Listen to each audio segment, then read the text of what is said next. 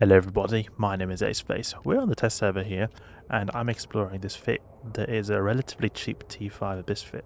In my opinion, I think this is one of the most cheapest kinds of Abyss fits that you could enter the T5 Abyss, and it may be that this fit is a complete failure. The point here is we're going to be doing more tests, but so far the tests have been looking really promising.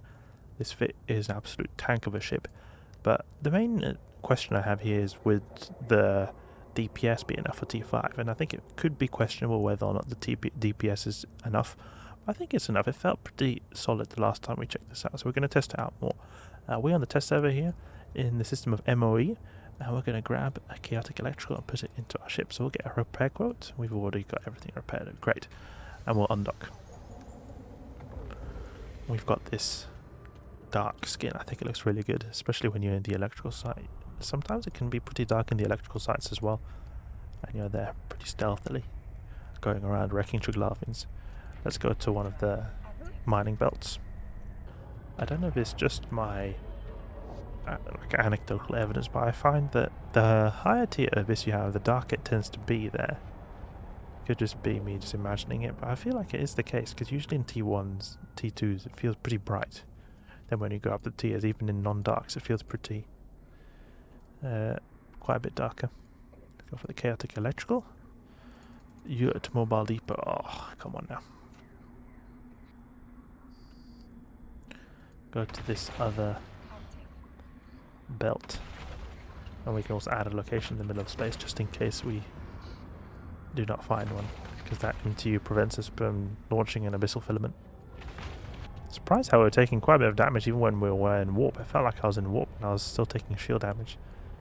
Maybe it could be that the animations are a bit delayed. I've got a safe. Is there anything here? Nothing here. Great. Chaotic electrical. Need to move a little bit first. There we go. Does the Nitra look so cool? Yeah, I can imagine people using the dreadnoughts for the first time. That's why I used dreadnoughts for the first time on the test server. We'll go directly to the buy adaptive cache. Have our drones take out maybe the ghosters. They can be a bit annoying, those ghosters. And this Pith X type large shield, which is just so powerful. That's what's fueling this whole setup. That's why we're able to achieve so good tank. I think we'll go for the Vedmax first. There's two reasons. One of them is that they do a lot more damage than the other ships here. But then they also have medium remote armor repairs, so they're going to be able to remote repair a lot better than the other ships as well. We've got minus 50 EM resist penalty. That's perfect. So this is going to be a good representation of a bad time room, and that's exactly what we're after here. He's going pretty slowly getting through that guy, I can tell, but we are getting through. Striking Dammer wanted to go for one of our infiltrators. Okay, great. That guy is almost destroyed. Come on, take out that Vedmac, please. We're going for Tangling Dammervig. They're switching aggro. That's the problem here. That's why we're getting issues. Because the drones are not focusing. Look at that. They're just going for a random Tangling Dammervig. Do we have a lot of capacity on this fit as well? Yeah, 28 gigajoules is really nice. Because we're in the electrical site. I think it's because that infiltrator got hit by this Tangling Dammer.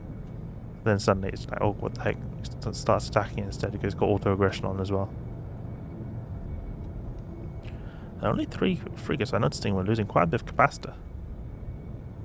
We're tanking really well, no problem whatsoever in terms of the tank. Just need to take out these guys quickly. Okay, all Vedmax destroyed now. It should go hopefully a bit quicker.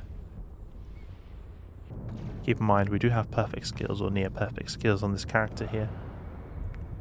This is not something to expect, or the results of this test are not something to expect if you are just entering in with bare bones Gila skills.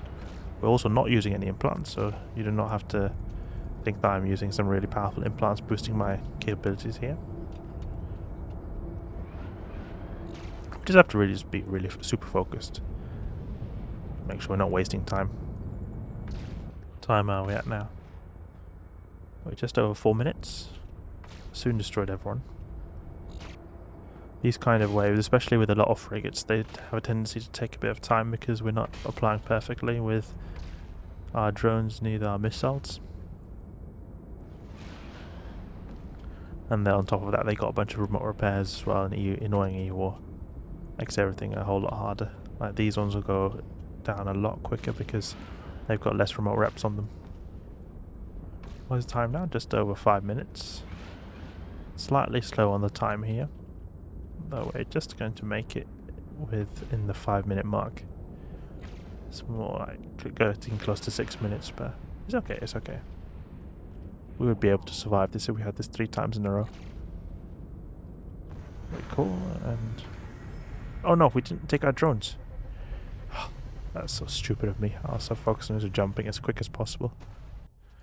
Okay, now we've got Kikimora waves. These guys can be a little bit tough, but we've got so much tank, so I don't think it'll be any issue. That's probably not the best time to reload as well, since we won't be able to do a lot of missile damage initially here. Well, there's a lot of yellow boxes. I hope they don't go for our drones. Let's take out some of these Kikimoras. Please. There we go, good. They got so much remote reps, so it's helping them a lot. They've got also lots of starving dammers that are being a bit annoying here. Same principle here with the Damavix and Vedmax is that the more of them you destroy, the quicker they'll get destroyed as well. I think we could actually consider to go for the Damavix instead of neuting quite a bit. And we're not taking that much damage, we mainly need Capacitor actually.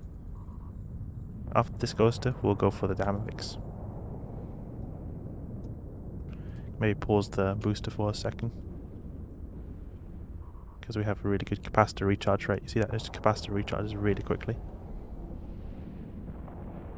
There we go, half capacitor almost instantly after stop using the shear booster. Oh, those Nambics go down really quickly. Destroyed that one. Now the last starver. Our cap recharge is really good. If we were to not have the shield boost on, we'd have so much more. And that's 37 gigajoules outside of the electrical abyss. Now if we simulate the fit, we can see minus 18, so in the abyss we have 28.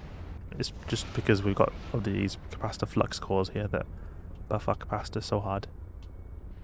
Yeah, pretty simple, pretty simple. It's good to position us so we're close to the gate so we can instantly jump, but not too instant, so that our drones can't even get into our drone bay.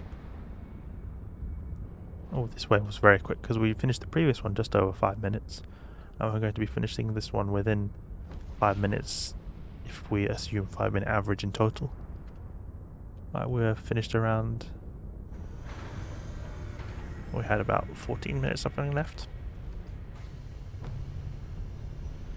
We finished this room in about 4 minutes. That's pretty good. And we could obviously buff this by using blinged drone implants. Or not drone implants, but blinged. Or this is really good for speed. This wave is really good for quick.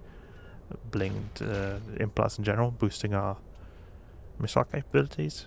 We could even buff our shields. Then we would be able to perhaps put more damage modules on, doing this even quicker. Split up the drones a bit. Not got any starvers it seems. Our drones are taking a little bit of damage from the DV automatic suppressor, but it's not at all as pronounced as when we're using stuff like a Zealot with light drones that are unbonused. Just a slight bit of shield damage on the infiltrators, which are not even shield based drones. Oh, these guys want to go for our drones now. Look at that, the Leshrax are not targeting us anymore. Big mistake, they're not going to be able to track them, hopefully. There's 2 tanglers though, they could perhaps successfully target them if they web them hard. If they target the same one, oh, that's not going to be a good time for our drone. Look at that, he's starting to take damage. But those Leshrax are soon destroyed now, so it's okay, I think. I once by accident just took the wrong filament. I took a T5 exotic when I was using a T5 electric Gila. I had really limited tank because I had my capacitor was non-existent because it was all relying on the electrical side buffing our capacitor. So I had to really be really careful. I managed to get through it, but I was really nervous that I was going to lose my multi-billion Gila there. It went really well. Here we've got the same situation where our ship is really reliant on the abyss, because you can see here minus 18 gigajoules outside the abyss. But in the Abyss, we're an absolute tanky monster. Maybe just a little bit slow, but we completed that site really quickly, like 12 minutes, something like that. A lot to do with it. The last wave was Leshak wave that is usually very quickly. But we had 2 Triglavian waves that were also very substantial, and we managed to get through them very quickly, especially the second one, the Kikimora one. That was really smooth, really nice to see. Only unfortunate that we lost a few of our drones, but it doesn't matter. We're on the test server. So another successful test from this relatively cheap T5 electric Gila. Hopefully the tests continue to be promising. Then I could recommend this to you guys, that this is a pretty good way to have an entry-level fit for the T5 Abyss if you are feeling of going for the high tier of Abyss. Hope you guys enjoyed the video.